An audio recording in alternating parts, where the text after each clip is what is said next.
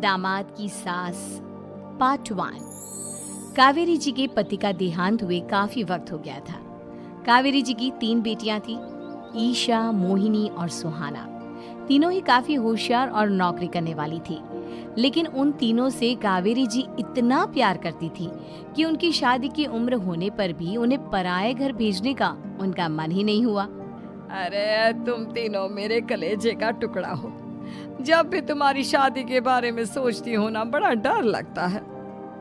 सही कहती हो मम्मी, हम भी आपसे बहुत प्यार करते हैं। हाँ, मम्मी पापा के जाने के बाद अब बिल्कुल अकेली हो गई हैं। और मम्मी, अगर हम तीनों शादी करके चले गए तो आपका ख्याल कौन रखेगा? लेकिन अपनी खुशी की वजह से मैं तुम तीनों को बिना शादी के भी तो नहीं देख सकती ना बेटा। समाज के हिसाब से देखे तो यह भी गलत होगा, और मैं ऐसा कुछ नहीं चाहती। लेकिन तुम तीनों से दूर होने के बारे में सोचती हूँ तो अजीब सा लगता है। लेकिन मम्मी, हम आपको इस तरह अकेला छोड़कर नहीं जा सकते। एक काम करते हैं मम्मी, शादी के बाद ना आप मेरे साथ मेरे ससुराल में चलना और मेरे साथ ही रहना। अच्छा, और तेरी सास मुझे रहने देगी तेरे ससुराल में? अरे बेटा, वहाँ ऐसा नहीं होता। बेटी की माँ कभी अपनी बेटी के ससुराल जाकर नहीं रह सकती। एक काम करते हैं माँ, आप ईशा और सुहानी की शादी कर दीजिए और मैं हमेशा आपका बेटा बनकर आपके साथ ही रहूंगी। मुझे नहीं करनी शादी। अरे मेरी बेटियां मुझसे कितना प्यार करती है, मेरी वजह से अपनी पूरी जिंदगी दांव पर लगाने को तैयार है। लेकिन मैंने ना इससे भी एक अच्छा उपाय सोचा है। क्या मम्मी? अगर आपके पास कोई सोल्यूशन है तो फिर क्यों परेशान हो आप? बताइए, क्या करना चाहती हैं आप? मैंने सोचा है कि अखबार में इश्तिहार देकर तुम तीनों के लिए 3 घर जमाई दामाद ढूंढ लूंगी। वैसे भी नौकरी तो तुम तीनों अच्छे से कर लेती हो, कमा भी अच्छा खासा लेती हो। कोई भी लड़का तैयार हो जाएगा तुमसे शादी करने के लिए। अरे मम्मी, ये हुई ना बात। इससे हमें आपसे दूर भी नहीं जाना पड़ेगा और आपको अकेला भी नहीं रहना पड़ेगा। हाँ मम्मी, ये बहुत अच्छा तरीका है। मैं तो कहती हूँ आज ही अखबार में ऐड निकलवा देते हैं। बिल्कुल, आज ऑफिस जाते वक्त मैं ये काम कर दूंगी। और कुछ ही दिनों के बाद कावेरी जी को 3 घर जमाई दामाद विवेक, सुमित और अविनाश मिल जाते हैं और वो उन तीनों लड़कों से अपनी तीनों बेटियों की शादी करवा देती है। शादी के कुछ दिन के बाद, अरे अब शादी हो गई, छुट्टियां खत्म, तुम तीनों जाकर नौकरी करो, कुछ काम करो। अरे मम्मी जी, कमाल करती हैं आप। अब घर जमाए इसलिए थोड़ी ना बनाए कि हम बाहर जाकर नौकरी करें। मम्मी जी, मेरा तो घर जमाई बनने का मकसद ही यही था कि एक कमाने वाली बीवी मिल जाए। बाहर जाकर काम करने से तो मेरा दिल घबराता है। घर का कोई काम है तो बता दीजिए मुझे। अगर ऐसी बात है तो शाम का खाना बनाओ। मेरी बेटियां नौकरी से थकी हारी आती है, अब नौकरी नहीं कर सकते तो कोई बात नहीं, घर का काम करो तुम लोग। मैं तो घर का काम करने में बहुत खुश हूँ, बस ये बाहर धूप में निकलना, रास्ते में जाना, नौकरी करना, ये सब मुझसे नहीं होता। बिल्कुल ठीक कह रहा है सुमित। अरे गर्मी में, बारिश में, सर्दी में घर से निकलकर जाना और उधर बॉस की चिक चिक सुनना, इससे बढ़िया तो ये है कि मैं घर में झाड़ू पोछा कर लूं। ठीक है, फिर तुम झाड़ू पोछा करना। अविनाश शाम का खाना बनाएगा और विवेक तुम सुबह का नाश्ता और खाना बनाओगे। मेरे तीनों दामाद घर संभालेंगे और बेटियां नौकरी करेंगी। अगले दिन सुबह के वक्त, मम्मी मुझे ऑफिस के लिए देर हो रही है, नाश्ता चाहिए। अरे उस विवेक से कहा तो था कि सुबह का नाश्ता उसे उठकर बनाना है। अभी जाकर देखती हूँ क्या कर रहा है विवेक। अभी तक सोया हुआ है क्या? सुबह के 10 बज गए हैं। सोने दीजिए ना मम्मी जी, क्या हमेशा हिटलर की तरह हाथ में डंडा लेकर खड़ी रहती हैं? मैंने कहा सीधे उठकर खड़े हो जाओ और जाकर नाश्ता बनाओ।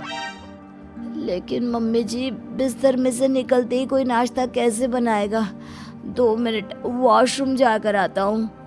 बिल्कुल नहीं, सीधे रसोई में पहुंचो, मेरी बेटी को ऑफिस जाने में देर हो रही है। कुछ देर के बाद, हे भगवान, दोपहर के 12 बजे हैं लेकिन घर इतना गंदा पड़ा है। सुमित से कहा था मैंने समय पर झाड़ू पोछा कर देना। सुमित, कहाँ हो तुम? क्या हुआ मम्मी जी, सुबह की चाय तो पीने दीजिए, आप भी हद करती हैं, चिल्लाती ही रहती है। ये सुबह की चाय है या दोपहर की चाय? अगर तुम 12 बजे उठकर सुबह की चाय पियोगे तो क्या शाम का खाना रात के 3 बजे खाओगे? मम्मी जी चिल्लाइए मत, बताइए बात क्या है। अरे 12 बज चुके हैं, अभी तक झाड़ू पोछा नहीं हुआ, घर में देखो कितनी गंदगी है। अच्छा, तो आप इसलिए परेशान हैं। वो क्या है ना मम्मी जी, आज मेरे हाथ में दर्द हो रहा है। रात को उल्टी करवट से सो गया था, हाथ हिलाया भी नहीं जा रहा। कौन से हाथ में दर्द है दामाद जी? इस सीधे हाथ में मम्मी जी, हाथ हिल भी नहीं रहा है। विवेक, सुन लिया तुमने? सुमित के हाथ में इतना दर्द है कि बेचारे का हाथ भी नहीं हिल रहा। आज तो ये खाना भी नहीं खा पाएगा, तो एक जन का खाना कम ही बनाना। ठीक है मम्मी जी। अरे नहीं मम्मी जी, मेरे कहने का मतलब वो नहीं था, मेरा मतलब है खाना तो खाऊंगा ना। अरे लेकिन कैसे?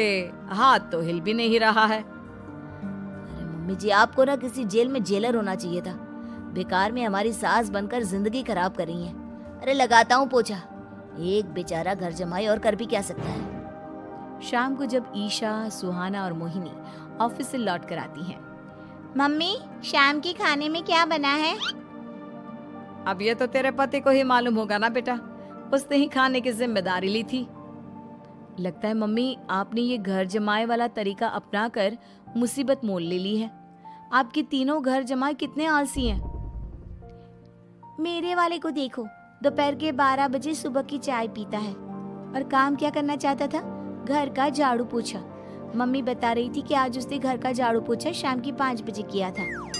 अब क्या बताऊं बेटा, सुबह से हाथ दर्द का बहाना करके बैठ गया था। कहता है हाथ में बहुत दर्द हो रहा है, हिला भी नहीं जा रहा। सब बहाने मम्मी, ये तीनों घर जमाए मिलकर ना बस बैठकर खाना खाना चाहते हैं, काम धाम तो बिल्कुल नहीं करना चाहते। अरे लेकिन ऐसे काम नहीं चलेगा ना, मुझे इन तीनों को सबक सिखाना ही पड़ेगा। अरे तो मम्मी आप हिटलर से कम है क्या? आपने जब हम तीनों को सबक सिखा कर इतना लायक बना दिया, तो इन तीनों नालायक दामाद को भी आप कुछ न कुछ तो बना ही देंगी। हाँ मम्मी, बस अपने अंदर के हिटलर को बाहर लाइए और अपनी तीनों दामादों को अच्छी तरह से सबक सिखाइए। रही बात आपकी बेटियों की, तो हम तीनों तो हमेशा से आपके साथ हैं। अरे लेकिन बेटा, इस काम के लिए तुम तीनों को मेहनत करनी पड़ेगी। कैसी मेहनत मम्मी? ऑफिस में तो वैसे ही बहुत मेहनत करते हैं हम तीनों। अरे प्रेग्नेंट हो जाओ, प्रेगनेंसी का बहाना बनाकर कह दो कि तुम तीनों ने नौकरी छोड़ दी है 2 साल के लिए, और जब घर में खाने के पैसे नहीं होंगे तो अपने आप काम पर जाएंगे ये तीनों। वाह मम्मी, क्या आइडिया दिया है। मैं तो कल ही जाकर कहने वाली हूँ कि मैं प्रेग्नेंट हो गई हूँ। फिर देखना कैसे मेरा पति अविनाश भाग भाग कर काम पर लग जाएगा। और फिर 2 दिन के बाद, सुमित, मैं ना प्रेग्नेंट हूँ और इसलिए अगले 2 साल के लिए मैंने अपनी जॉब छोड़ने का फैसला ले लिया है। विवेक, पापा बनने वाले हो तुम। अब से ना तुम्हें ऑफिस जाना होगा, क्योंकि मैं तो 2 साल के लिए छुट्टी पर चली गई हूँ। अविनाश, अब तुम्हें जिम्मेदारी संभाल लेनी चाहिए, वरना ये घर कैसे चलेगा। हम दोनों मम्मी पापा बनने वाले हैं। लेकिन कावेरी के तीनों आलसी दामादों पर अपनी बीवियों की बात का कोई असर नहीं हुआ। धीरे धीरे कावेरी जी को चिंता होने लगी, क्योंकि उनके प्लान के हिसाब से तीनों बेटियों ने ऑफिस जाना बंद कर दिया था। आखिर क्या तरीका अपनाएंगी कावेरी अपने आलसी दामादों को काम करना सिखाने के लिए? जानने के लिए सुनिए इस कहानी का पार्ट 2।